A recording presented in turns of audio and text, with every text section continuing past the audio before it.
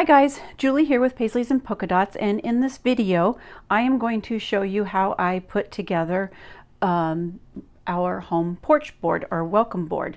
With this board, it can be put on a porch, but you are going to want to make sure that it is on a covered porch or in an entryway, even inside your home, because the pieces are covered with paper. And for instance, here's the summer months.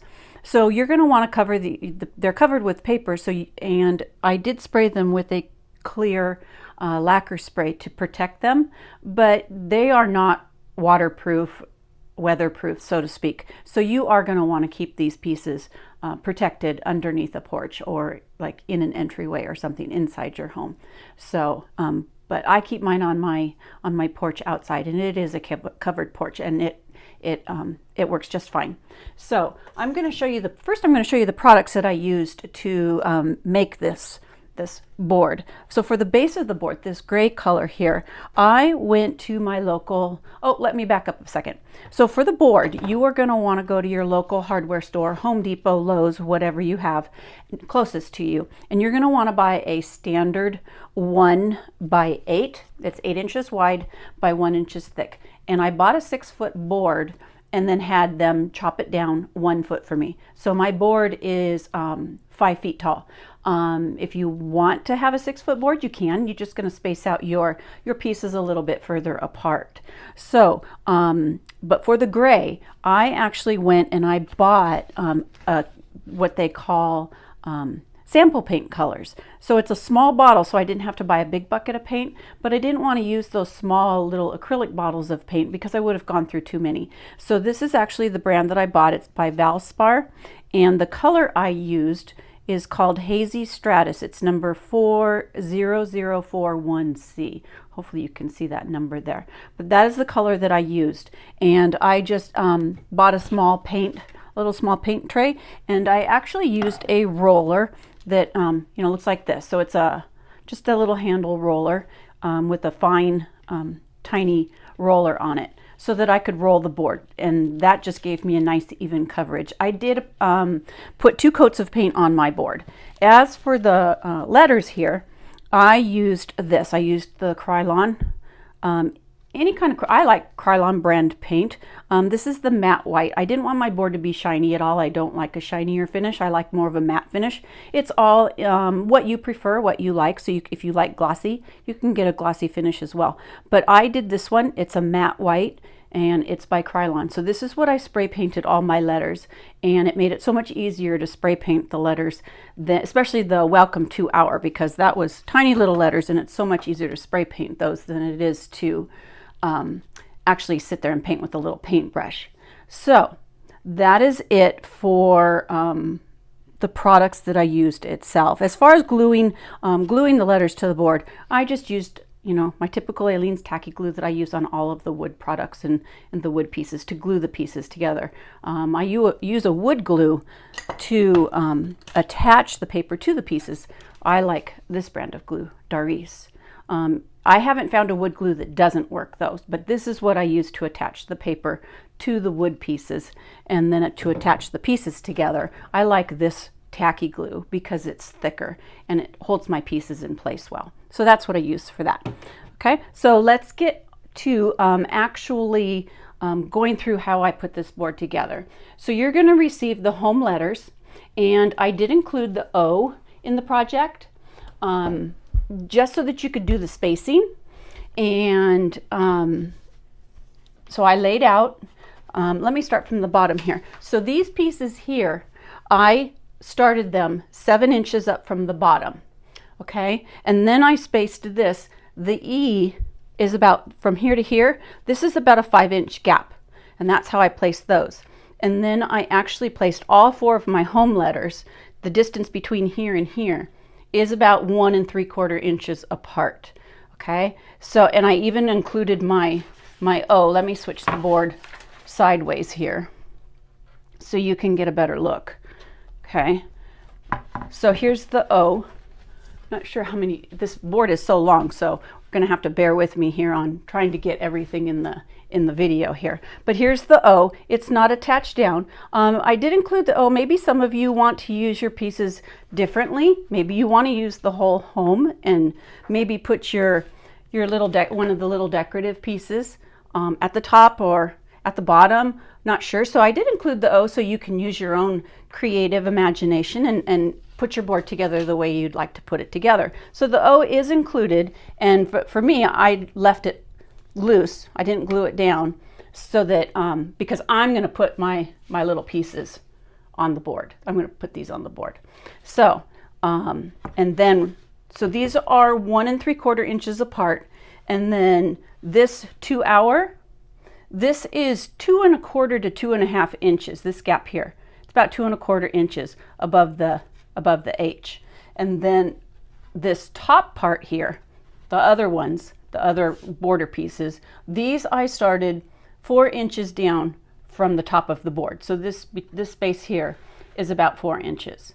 Okay, so that's all there is to that. All right, so let's get to placing our magnets on our board. So you're going to want to strategically place the magnets so that when your pieces are placed onto the board, you're not going to see the magnets from piece to piece. This piece here, like the beehive, it's not a big deal because it's so big and fat that the magnets are going to easily be covered. But with this one and this one, it's kind of narrow in here on these two pieces. So you're definitely going to want to strategically place these magnets so that the magnets aren't going to show. Okay, so I'll remove my O here. I first just placed my magnets on the board. There's sticky tape on the back, so I'm just going to place them on the board here. And I already have mine pre-marked to know where exactly I'm going to put them, but make this video a little bit quicker. But I'm going to put them a little bit further apart right now, say like for there. And so once I put those down on there like that, I'm going to want to lay my seasonal piece right on the board, and I can see my magnet showing a little bit right here. Okay, so I'm going to want to move that over a little bit, okay, and then place it back on. So now I can't see my magnets.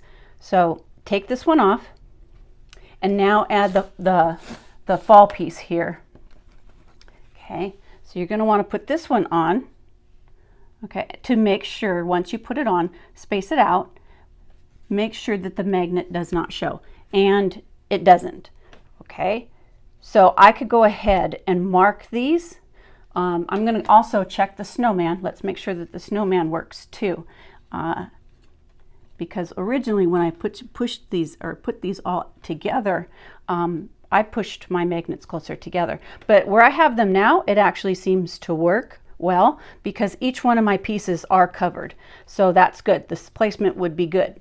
Okay, but I'm actually going to go ahead and I'm going to place them closer together like this. That way I know that all of my pieces, because this is where I originally had placed them. So I've already marked these, like I said. So I'm going to put these all back on just to be sure that I have them in the correct spot that I want them to be. So place that one on there. It looks good. Then I place this one on the fall, place this one on there, and it also looks good. Now you also want to make sure that you space from here to here, so that you don't have one higher or one lower. Here's my little snowman guy, and put him on here. He needs to be moved over just a little bit here, like so, and it looks great. So go ahead and mark it with pencil. Trace around these little magnets here with your pencil, which I've already done, and then you're going to peel off the backs of the magnets. Okay, and it has a sticky backing on it. So I'm going to go ahead and place these on my board and put both of them on. Okay, now in order to get your magnets in exactly the right spot, what you're going to do is you're going to go ahead and put this on here like this. Okay, but you're not going to want to put your magnets on your piece. I just wanted to double check, make sure that my magnets are not showing, and they're not. So now what I'm going to do is I'm going to take my 2 magnets. You get 2 magnets with each piece that you receive. So with the 4 pieces, you're going to have a total of 10 magnets for this whole entire project. Okay, so what I'm going to do is I'm actually going to place these magnets upside down. I'm going to put them together and have them stuck together like that. Okay, then I'm going to peel off the paper like so.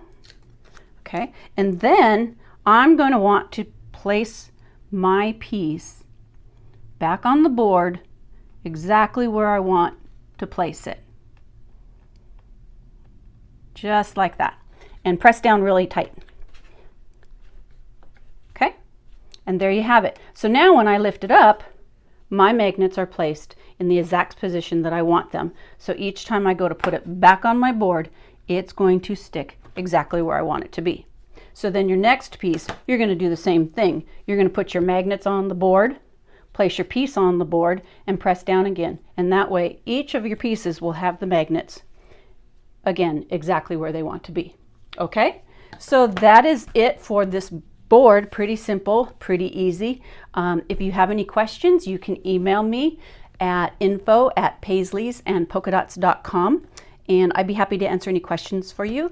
You can also check out other tutorial videos on our website at www.paisleysandpolkadots.com. Thank you for watching, everyone. Hope you enjoyed the video.